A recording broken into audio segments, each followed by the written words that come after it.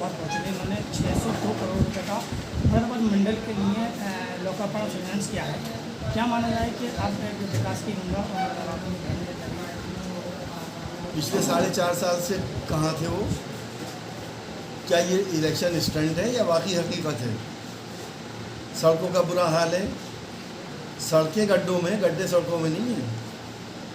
आज उन्होंने अगर 600 करोड़ का पैकेज का ऐलान करा है तो मैं उम्मीद करता हूँ कि ये धरातल पर उतरे और ये भी जनता समझ ले कि ये क्यों किया गया है, क्योंकि इलेक्शन में 6 महीने बाद, इससे पहले क्यों नहीं किया गया था। समाजवादी पार्टी के जितने भी विकास कार्य थे, केशव जी का कहना है कि वो विकास कार्य कागजों पर रहे हैं और कागजों पे सिमट के रह गए। हमारी सरकार है, धरातल पर काम कर रही है, आज सड़कें चमक रही हैं। देखिए, समाजवादी पार्टी ने जितने विकास के काम करे थे शायद ही किसी सरकार ने करे हों। अगर मैं गिनाने बैठूँ, आप देखिए कि एक्सप्रेस वे 22 महीने में अखिलेश जी ने बना दिया और हवाई जहाज़ उसके ऊपर उतार दिए। मेट्रो किसने शुरुआत करी थी? सारे मुख्यालयों को 4 लेन से किसने जोड़ा था? 55 लाख महिलाओं को पेंशन किसने दी थी? लैपटॉप किसने दिए थे? कन्या विद्याधन किसने दिया था? हमारी बेटी उसके कल में पैसा किसने दिया था? मैं अगर गिनाऊँ तो बहुत हो। क्या इन 4.5 साल में क्या पैसा ख़त्म हो गया था यूपी के पास? मुझे गिनाने लायक एक काम बता दिए कि इस 4.5 साल में विकास का गिनाने लायक ये काम है। इन्होंने अगर हमारे कागज़ों में थे तो ये फीता काटने क्यों गए थे? इन्होंने तो हमारे कामों में फीते काटे, उसके अलावा कुछ ही नहीं करा। उन्होंने कहा कि इनकी सरकार जब आती है तो कागज़ों में कार्रवाई होती है, परंतु सर कैसे जी ने बातचीत में अपने भाषण में बोलते हुए कहा है कि जिस तरह से अखिलेश यादव जी ने कहा है कि भारतीय जनता पार्टी गुंडों की पार्टी है, तो उन्हें पहले सबको अपने आप को देखना चाहिए, जो जैसा होता है वो वैसा दिखाई देता है। इस वक्त तो खुला सबूत मिल गया पूरे समाज को, पूरे उत्तर प्रदेश को, पूरे हिंदुस्तान को और तमाम दुनिया में मैसेज चला गया कि भारतीय जनता पार्टी कैसी पार्टी है। क्या इसमें गुंडागर्दी इस इलेक्शन में नहीं देखी सब लोग? क्या आपने महिलाओं का अपमान नहीं देखा? क्या महाभारत के दौर की याद आपको नहीं आई जब चीरहरण हुआ?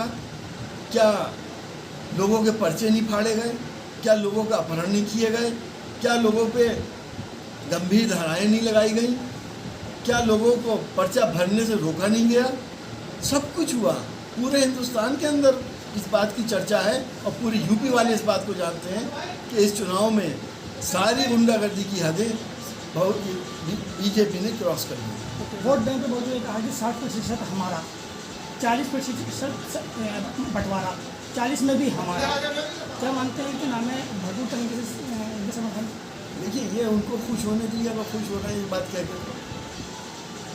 जब ये जनता से ये चुनाव हुआ था तो वोट प्रतिशत किसका ज़्यादा था? अभी तो वही है भाई। आपने देखा ज़िला पंचायत के मेंबर चुने गए, उसमें किसको वोट प्रतिशत मिला था? उनका 60% कहाँ से हो गया? अब उसको पोलराइज करें, हिंदू मुसलमान करें, कम्युनलाइज करें, आपस में नफरतें पैदा करके थोड़ा बहुत हो सकता है हासिल कर लें। लेकिन हिंदू भाई भी समझ गया है कि अब ये काट की हांडी अब चलेगी नहीं। जनसंख्या नियंत्रण कानून पे क्या करना चाहिए सर? देखिए, ये भी एक इलेक्शन मुद्दा है। पिछले 4.5 साल से तो कुछ कहा नहीं। 4.5 साल से सरकार है तो जनसंख्या नियंत्रण कानून क्यों नहीं बनाया था? क्या अभी ज़रूरत पेश आ गई? अब ये इसको मुसलमानों पर डालेंगे तो मुसलमान जनसंख्या बढ़ा देंगे और इसको हिंदू मुसलमान करने की कोशिश करेंगे, जबकि सबको मालूम है कि मुसलमान के ऊपर इससे कोई फ़र्क नहीं पड़ रहा। अगर आप 1951 के आंकड़े उठा के देखिए और आज के आंकड़े उठा के देखिए तो आपको मालूम हो जाएगा जनसंख्या किसने बढ़ाई। सेंसस का जो रिकॉर्ड है वो मैं कोई गलत कह रहा हूँ तो बता दीजिए। तो मुसलमान को इस बात की परवाह नहीं है कि क्या कानून लाए। मुसलमान इस बात से कोई इसको परेशानी नहीं है। जनसंख्या कानून लाना चाह रहे हैं, लेकिन हमें एक परेशानी है कि ये यकसा तरीके से सब पे लागू होना चाहिए, ना कि किसी पर्टिकुलर कम्युनिटी पे लागू हो और बाकी पे ना हो, जैसा आसाम में हुआ है। सब पर अगर लागू होता तो आप इसका समर्थन करते हैं? अगर ईमानदारी से करते हैं, जनसंख्या को नियंत्रण करने के लिए कर रहे हैं, तो हम ये समझते हैं कि 2 बच्चों का नहीं बल्कि 3 बच्चों का कानून आना चाहिए। हमारा हिंदुस्तान बूढ़ा हिंदुस्तान हो जाएगा अब से 15 साल के बाद। यहाँ बूढ़े ही बूढ़े नज़र आएंगे और जवान ब्रेन ख़त्म हो जाएगा, जैसे चीन के अंदर हुआ। चीन ने भी ये एक्सपेरिमेंट करा था और आज चीन ने खुली छूट दे दी, आप जितने चाहे बच्चे पैदा करें। उन्नाव में जो पत्रकारों के साथ जो मामला सामने आया, क्या कहना जितनी भी उसके लिए हम लोग उसके लिए प्रोटेस्ट करें वो कम है।